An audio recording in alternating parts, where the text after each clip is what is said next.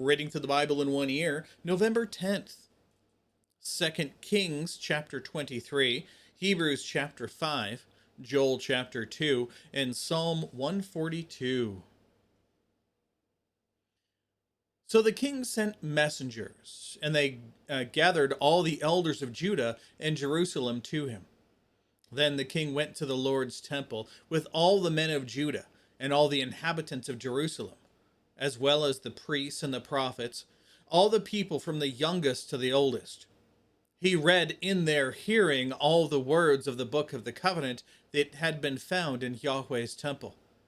Next, the king stood by the pillar and made a covenant in Yahweh's presence to follow Yahweh and keep his commands, his decrees, and his statutes with all his heart, with all his soul, in order to carry out the words of this covenant that were written in this book. And all the people agreed to the covenant.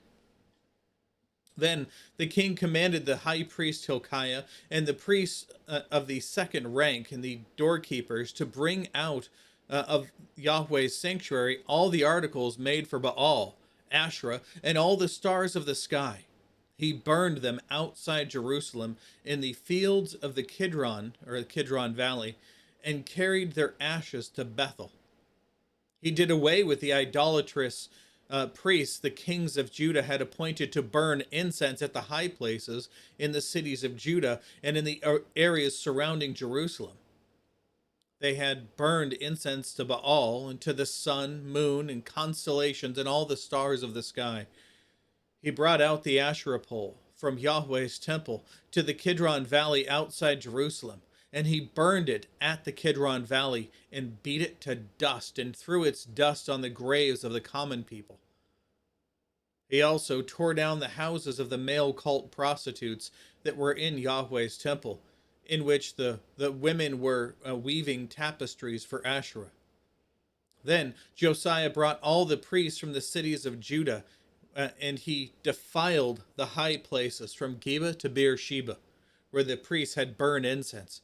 He tore down the high places of the city at the entrance of the gate of Joshua, the governor of the city, on the left at the city gate. The priests of the high places, however, did not come up to the altar of Yahweh in Jerusalem. Instead, they ate unleavened bread with their fellow priests.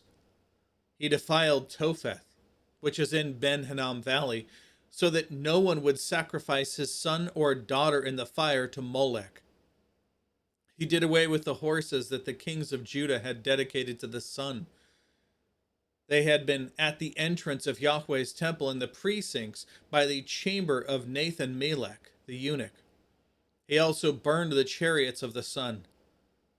The king tore down the altars that the kings of Judah had made on the roof of Ahaz's upper chamber. He also tore down the altars that Manasseh had made in the two courtyards of Yahweh's temple. Then he smashed them there and threw their dust into the Kidron Valley.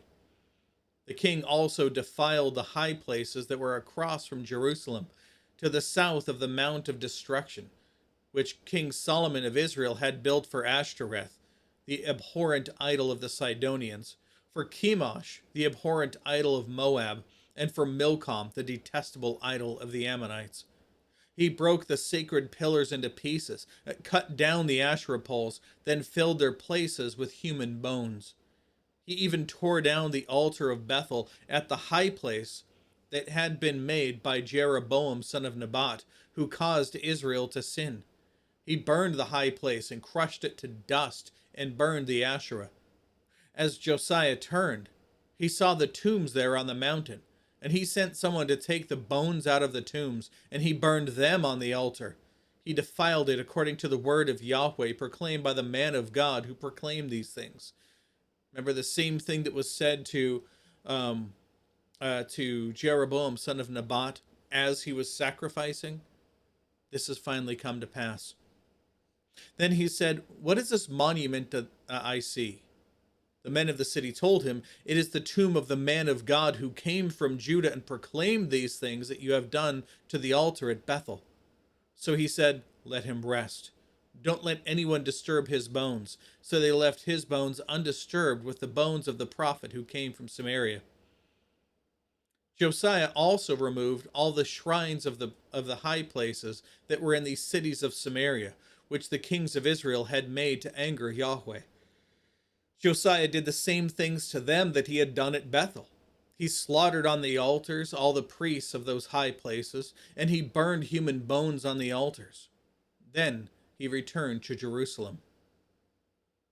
The king commanded all the people, observe the Passover of Yahweh your God, as written in the book of the covenant. No such Passover has ever been observed from the time of the judges who judged Israel through the entire time of the kings of Israel and Judah. But in the 18th year of King Josiah, Yahweh's Passover was observed in Jerusalem. In addition, Josiah eradicated the mediums, the spiritists, household images, idols, and the abhorrent things that were seen in the land of Judah and in Jerusalem. He did this in order to carry out the words of the law that were written in the book that the priest Hilkiah found in Yahweh's temple. Before him there was no king like him who turned to Yahweh with all his heart, with all his soul, and with all his strength, according to the law of Moses. And no one like him arose after him. In spite of all that, Yahweh did not turn from the fury of his intense, burning anger, which burned against Judah because of all the affronts with which Manasseh, again, evil King Manasseh, had angered him. For Yahweh had said, I will also remove Judah from my presence, just as I have removed Israel. I will reject this city, Jerusalem, that I have chosen, and the temple about which I said, my name will be there. The rest of the events of Josiah's reign, along with all his accomplishments, are written in the historical record of Judah's kings. During his reign, Pharaoh Necho, king of Egypt, marched up to help the king of Assyria at the Euphrates River. King Josiah went to confront him, and at Megiddo, when Necho saw him, he killed him. From Megiddo, his servants carried his dead body in a chariot and brought him to Jerusalem, and buried him in his own tomb. Then the common people took Jehoahaz, son of Josiah, anointed him, and made him king in place of his father. Jehoahaz was 23 years old when he became king. He reigned 3 short months in Jerusalem. His mother's name was Hamutal, daughter of Jeremiah. She was from Libnah. He did what was evil in Yahweh's sight, just as his ancestors had done. Pharaoh Necho imprisoned him at Riblah in the land of Hamath to keep him from reigning in Jerusalem. And he imposed on the land a fine of 7,500 pounds of silver and 75 pounds of gold. Then Pharaoh Necho made Eliakim, son of Josiah, king in place of his father Josiah, and changed Eliakim's name to Jehoiakim. But Necho took Jehoahaz and went to Egypt, and he died there. So Jehoiakim gave the silver and gold to Pharaoh, but at Pharaoh's command he taxed the land to give it.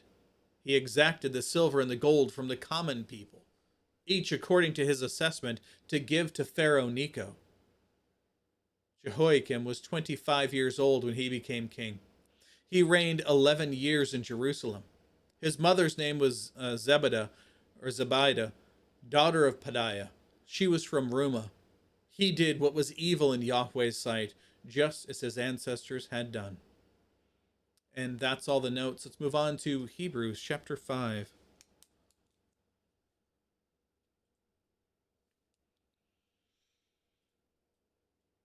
For, the author of Hebrews continues, for every high priest taken from among men is appointed in matters pertaining to God for the people, to offer both gifts and sacrifices for sins.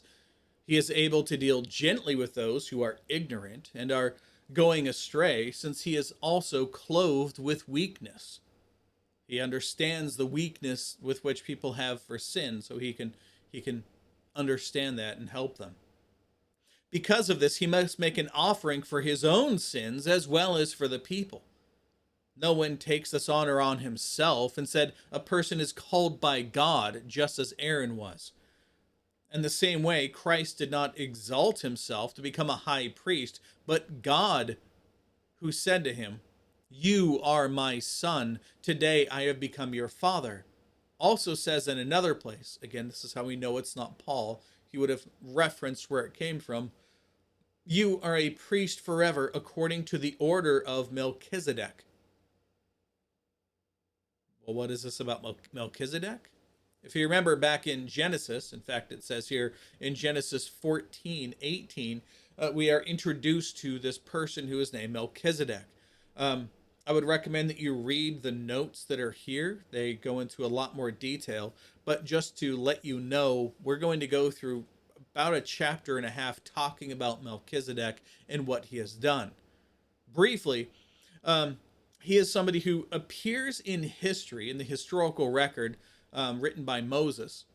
And we hear about how Abraham gave him honor in giving him a tenth of all of his spoil from coming back when he defeated the kings. And it's noteworthy because it doesn't say that about anybody else. Even when he sits down with God, he doesn't give a tenth of what he has to God himself, but to this priest he does. And the other neat thing about Melchizedek is that he just kind of appears in history. We don't know his lineage. We don't know where he's from. We don't know if he's from the same lineage as that of Abraham. Though it's assumed he probably isn't, because there's no reference to him anywhere else. We would have seen that in the genealogies. So instead, there's just a person who is a priest of God, priest of Yahweh, who appears in time. Abraham, the forefather of all of the people of Israel, gives him honor, pays him a tenth of what he has, blesses him, or rather asks for a blessing from him, and then that's it. That's all we see. Now, is this Melchizedek a Christophany, an appearance of Christ in the Old Testament? It's possible. There are a lot of people who believe that, but there isn't a whole lot of detail here. Instead, what we know is this: he is a priest forever. Jesus the Christ is referred to as a priest forever according to the order of Melchizedek. And that is what we're going to go into in much more detail, not in this chapter, and I don't believe in the next one, but in the one to come. There's a little bit here, but it gets built up on. We'll get there. Just this is your note ahead of time so you know that this is coming. Continuing in verse 7, during his earthly life, he offered prayers and appeals with loud cries and tears to the one who was able to save him from death, and he was heard because of his reverence. Although he was the son, he learned obedience from what he suffered. After he was perfected, he became the source of eternal salvation for all who obey him, and he was declared by God a high priest according to the order of Melchizedek. We have a great deal to say about this, and it is difficult to explain since you have become too lazy to understand. Although by this time you ought to be teachers. You need someone to teach you the basic principles of God's revelation again. You need milk, not solid food. Now, everyone who lives on milk is inexperienced with the message about righteousness, because he is an infant. But solid food is for the mature, for those whose senses have been trained to distinguish between good and evil. And that is all the notes there. Let's move on to Joel chapter 2.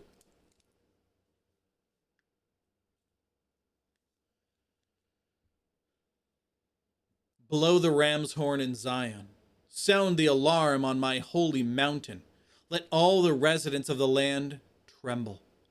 For the day of Yahweh is coming. In fact, it is near. A day of darkness and gloom, a day of clouds and total darkness. Like the dawn spreading over the mountains, a great and strong people appear, such as never existed in ages past, and never will again, in all the generations to come. Remember, the Israelites had been clamoring for this. They've been looking forward to it because they believed that's when God was going to show up and squash all the bad people around them, everybody who wasn't of the mere genetic lineage of Abraham. But that's not the case. God is coming to judge the just and the unjust, the Gentiles and Israelites alike. Verse 3, a fire devours in front of them, and behind them a flame blazes. The land in front of them is like the Garden of Eden, but behind them it is like a desert wasteland. There is no escape from them. Their appearance is like that of horses, and they gallop like war horses. They bound on tops of the mountains, or on the tops of the mountains. Their sound is like the sound of chariots, the sound of fiery flames consuming stubble, like a mighty army deployed for war. Nations writhe in horror before them, all faces turn pale. They attack as warriors attack. They scale walls as men of war do. Each goes on his own path. They do not change their course. They do not push each other. Each proceeds on his own path. They dodge the arrows, never stopping. They storm the city wall. They run on the wall. They climb into the houses. They enter through the windows like thieves. The earth quakes before them. The sky shakes. The sun and moon grow dark. The stars cease their shining. Yahweh makes his voice heard in the presence of his army. His camp is very large. Those who carry out his command are powerful. Indeed, the day of Yahweh is terrible and dreadful. Who can endure it? Even now, this is Yahweh's declaration, turn to me with all your heart, with fasting and weeping and mourning. Tear your hearts, not just your clothing. What he's saying is don't make an outward profession of repentance and of humiliation, but do so within your heart. Make it real. And return to Yahweh your God. For he is gracious and compassionate, slow to anger, abounding in faithful love, and he relents from sending disaster. Who knows? He may turn and relent and leave a blessing behind him. So you can offer a grain offering and a drink offering to Yahweh your God. Blow the ram's horn in Zion. Announce a sacred fast. Proclaim a solemn assembly. Gather the people. Sanctify the congregation. Assemble the aged. Gather the infants, even babies nursing at the breast. Let the groom leave his bedroom and the bride her honeymoon chamber. Let the priests, the Lord's ministers, weep between the portico and the altar. Let them say, have pity on your people, Yahweh, and do not make your inheritance a disgrace, an object of scorn among the nations. Why should it be said among the peoples, where is their God? Then Yahweh became jealous for his land and spared his people. Yahweh answered his people, look, I am about to send you grain, new wine and fresh oil. You will be satiated with them. I will no longer make you a disgrace among the nations. I will drive the northerner far from you and banish him to a dry and desolate land, his front ranks into the Dead Sea, and his rear guard into the Mediterranean Sea. His stench will rise. Yes, his rotten smell will rise, for he has done astonishing things. Don't be afraid, land. Rejoice and be glad, for Yahweh has done astonishing things. Don't be afraid, wild animals, for the wilderness pastures have turned green. The trees bear their fruit, the fig tree and the grapevine yield their riches. Children of Zion, rejoice and be glad in the Lord your God, because he gives you the autumn rain for your vindication. He sends showers for you, both autumn and spring rain as before. The threshing floors will be full of grain, and the vats will overflow with new wine and fresh oil.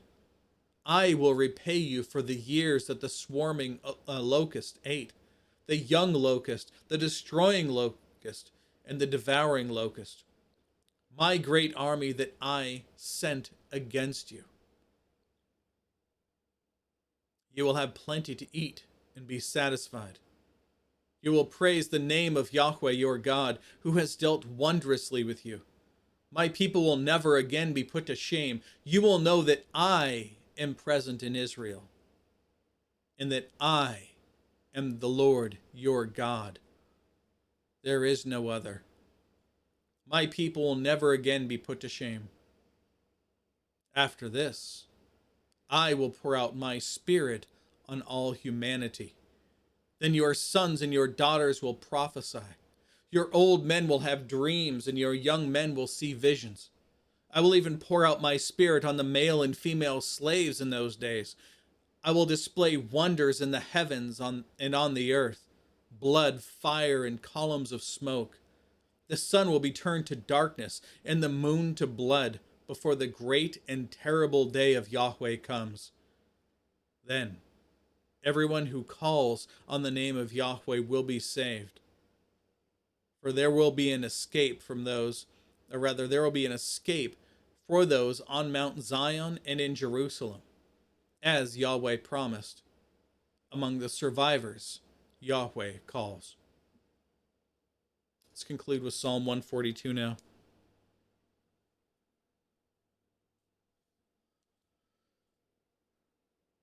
I cry aloud to Yahweh. I plead aloud to Yahweh for mercy.